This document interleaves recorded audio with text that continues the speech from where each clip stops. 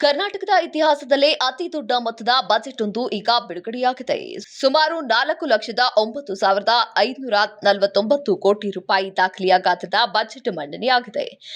ಎಲ್ಲರ ನಿರೀಕ್ಷೆಯಂತೆ ಈ ಬಾರಿಯೂ ಕೂಡ 5 ಗ್ಯಾರಂಟಿ ಯೋಜನೆಗಳಿಗಾಗಿ ಸಿಎಂ ಸಿದ್ದರಾಮಯ್ಯ ಬಜೆಟ್ನಲ್ಲಿ 51,300 ಕೋಟಿ ರೂಪಾಯಿ ಅನುದಾನ ಮೀಸಲಿಟ್ಟಿದ್ದಾರೆ. ಇನ್ನು ಶಾಲಾ ಕಾಲೇಜುಗಳಲ್ಲಿ ಹೆಚ್ಚುವರಿ ಕೊಠಡಿ ನಿರ್ಮಾಣ, ಶೌಚಾಲಯ ನಿರ್ಮಾಣ ಮತ್ತು ದುರಸ್ತಿ ಕಾರ್ಯಗಳಿಗೆ 725 ಕೋಟಿ ರೂಪಾಯಿ ಹಾಗೂ ಪೀಠೋಪಕರಣ ಒದಗಿಸಲು 50 ಕೋಟಿ ರೂಪಾಯಿ ಬಿಡುಗಡೆ.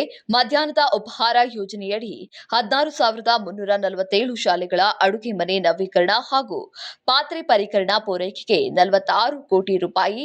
ಅಕ್ಷರ ಆವಿಷ್ಕಾರ ಯೋಜನೆಯಡಿ 200 ಕೋಟಿ ರೂಪಾಯಿ ವೆಚ್ಚದಲ್ಲಿ ಕೆಪಿಎಸ್ ಶಾಲೆಯನ್ನ ಕಲ್ಯಾಣ ಕರ್ನಾಟಕ ಭಾಗದ 50 ಶಾಲೆಗಳನ್ನ ಉನ್ನತೀಕರಣಕ್ಕಾಗಿ ಒಟ್ಟಾರೆಯಾಗಿ 54,000 ಕೋಟಿ ರೂಪಾಯಿಗಳನ್ನ ಅನುದಾನ ಮೀಸಲಿಡಲಾಗಿದೆ. ಇನ್ನು ಅಲ್ಪಸಂಖ್ಯಾತರ ಅಭಿವೃದ್ಧಿಗಾಗಿ 4,700 ಕೋಟಿ ರೂಪಾಯಿ ಮೀಸಲಿಡಲಾಗಿದ್ದು, ಬೆಂಗಳೂರಿನ ಅಪರಾಧವನ್ನ ತಡೆಗಟ್ಟಲೆಂದೇ 26 ಸಿಸಿ ಕ್ಯಾಮೆರಾ ಅಳವಡಿಕೆಗೆ, ಹೀಗೆ 70,000 ಕೆರೆಗಳಿಗೆ ಮೊದಲ ಹಂತದ ನೀರು ತುಂಬಿಸುವ ಕಾರ್ಯಕ್ಕೆ ಹಣವನ್ನ ಮೀಸಲಿಡಲಾಗಿದೆ.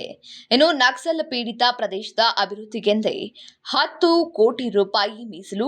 ಇವುಗಳ ಜೊತೆಗೆ ಗ್ಯಾರಂಟಿ ಯೋಜನೆಗೆ ಯಾವುದೇ ತೊಂದರೆ ಇಲ್ಲದೆ ಮುಂದುವರಿಸುತ್ತೇವೆ ಎಂದು ಅಭಿವೃದ್ಧಿಯತ್ತ ಚಿತ್ತ ನೆಟ್ಟಿರೋದು ಕಂಡುಬರುತ್ತಿದೆ. ಒಟ್ಟಾರೆಯಾಗಿ ಹೀಗೆ ಎಲ್ಲಾ ವರ್ಗದವರ ಏಳ್ಗೆಗಾಗಿ ಇದೊಂದು ಸರ್ವರಿಗೂ ಸಮಪಾಲು ಸಮಬಾಳು ಅನ್ನುವ ಹಾಗಿದೆ.